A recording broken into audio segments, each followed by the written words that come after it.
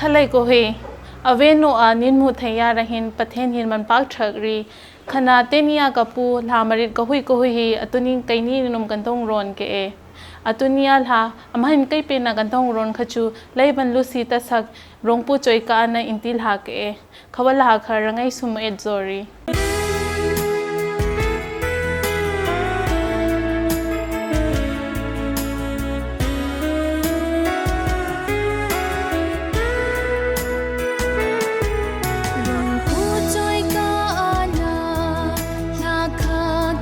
saksi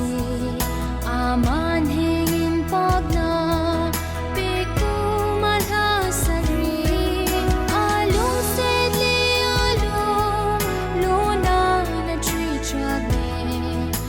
aninga sak chagri atoy ka anala varni ne lahin dong kusike thanri Phaka ka sung si in rin man lo a chung lo si khay lo man lo a ka om ka si in ha lo a kon sorry rong pu chun si ka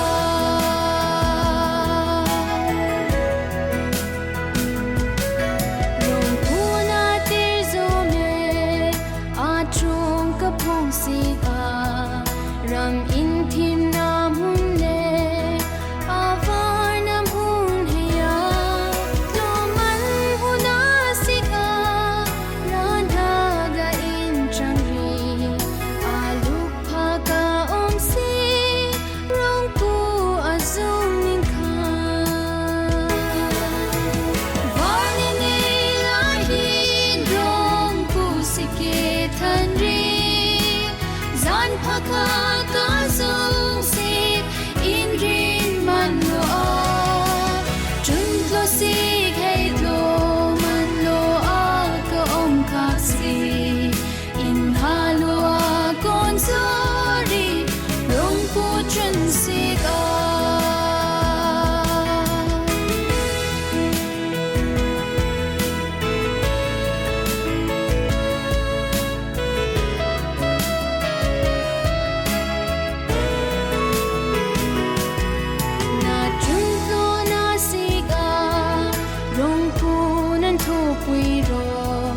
nan chang pui yin chu na zara ka tarsi na chong ka cha hai hi lo su tar na si ka nan thu pui yin chu vang chat na ka chan si varni ne lahi rong pu sike thanri zan phaka ka sung si in rin man lo a chung lo si khay lo man lo a ka om ka si in ha lo a kon sorry rong pu chun si ka varni ne lahi rong pu sike thanri zan phaka ka sung si in rin man lo a chung lo si khay lo man lo a ka om ka si in ha lo a kon sorry rong pu chun si ka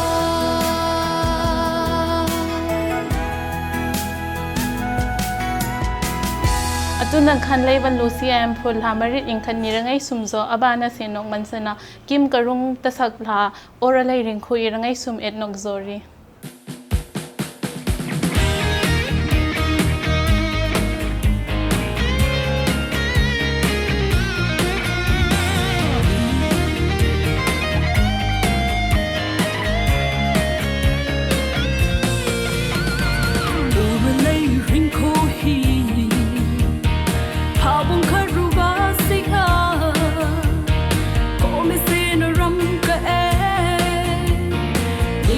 Sing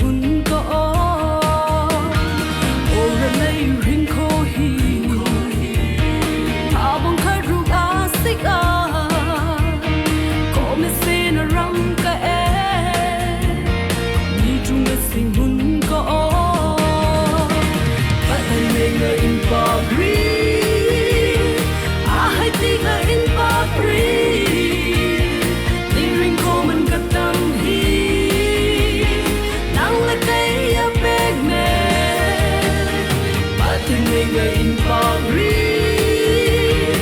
ahai ti nga in pagri liring ko man katam hi nang lekay apeg me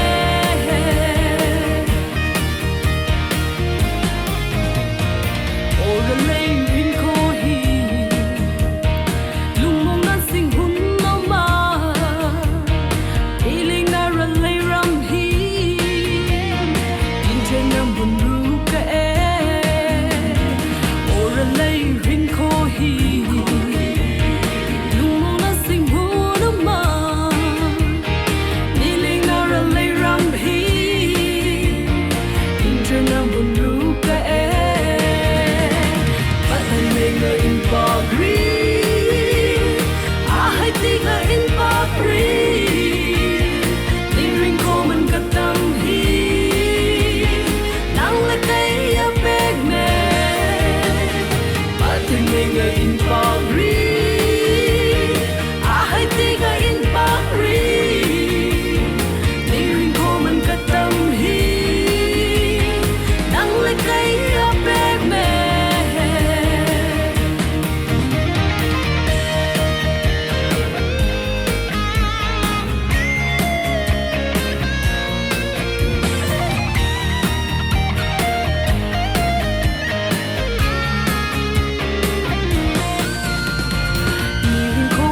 tâm hi Krista ring ram asik a in pu so rin ni kenga Krista lam kai sing me ni ko man katam hi Krista ring ram asik a in pu so rin ni kenga Krista lam kai sing me in pagri ahai ti nga in pagri liring ko man katam hi nang lekay apeg me pating nga in pagri ahai ti nga in pagri liring ko man katam hi nang lekay apeg me in pagri ahai ti nga in pagri liring ko man katam hi nang lekay apeg me nang lekay apeg me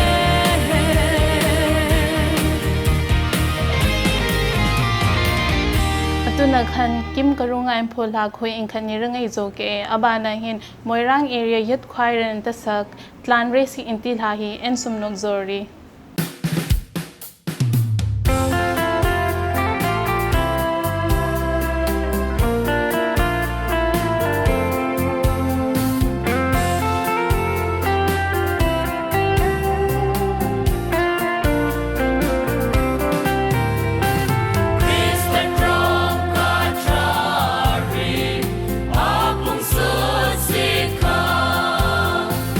Nang lekay Krista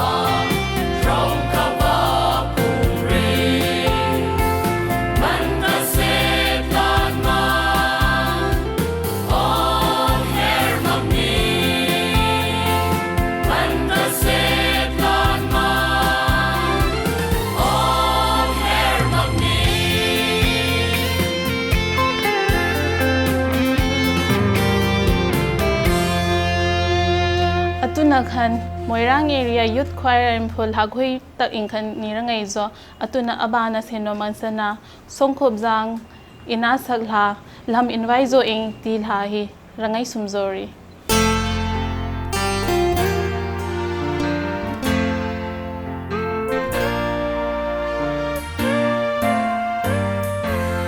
lam invite zo ing ki mong kapwa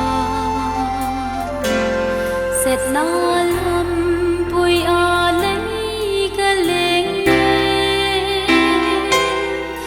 ta kha si sun lu se ka re in nem bang khan a be go a hu keng set nan ku o hi tru mo kai a ni lu se se Calvary I think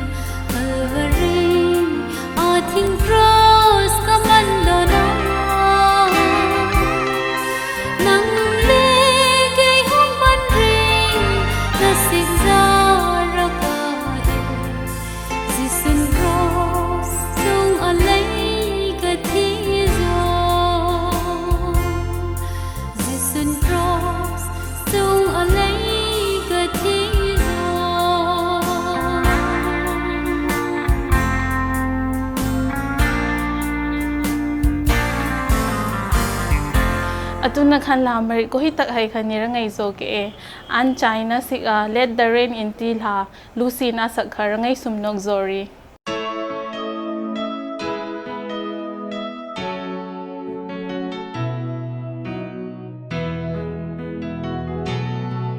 Let the rain of your presence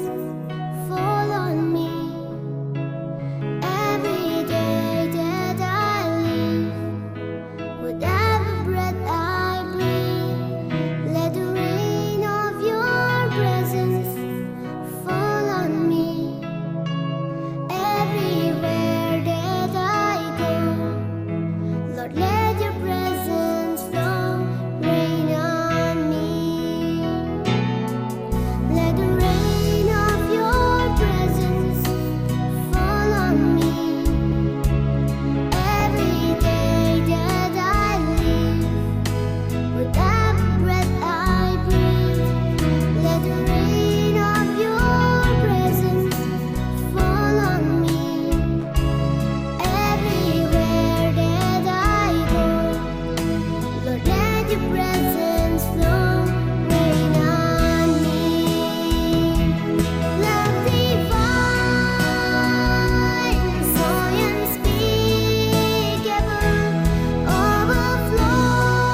overflowing in my soul.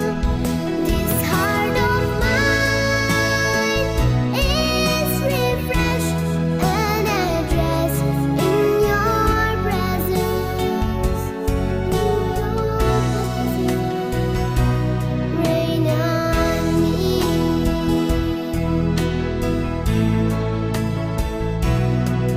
Let the rain of your presence fall on me every day that I live, with every breath I breathe. Let the rain of your presence fall on me everywhere that I go. Lord, let your presence flow, rain on me. Love divine, joy unspeakable, overflowing in my soul. This heart of mine is refreshed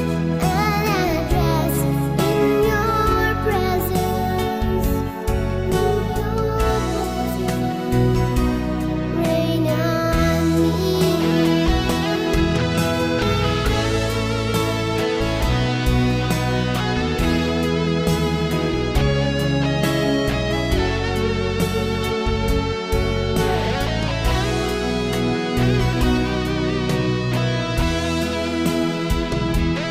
Love divine,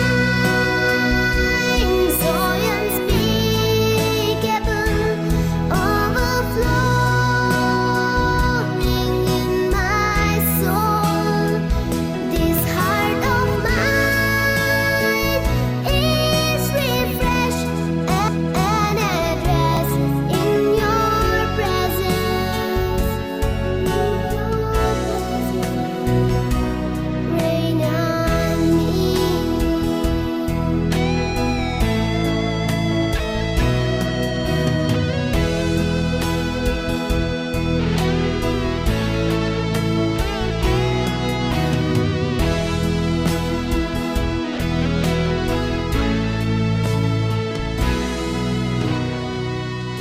atunia sikchu khawa sengkha ka hongron ka chang sikzo ajinga aven wa hiwa phada in hunok singman aka en rakep ramhang ko hui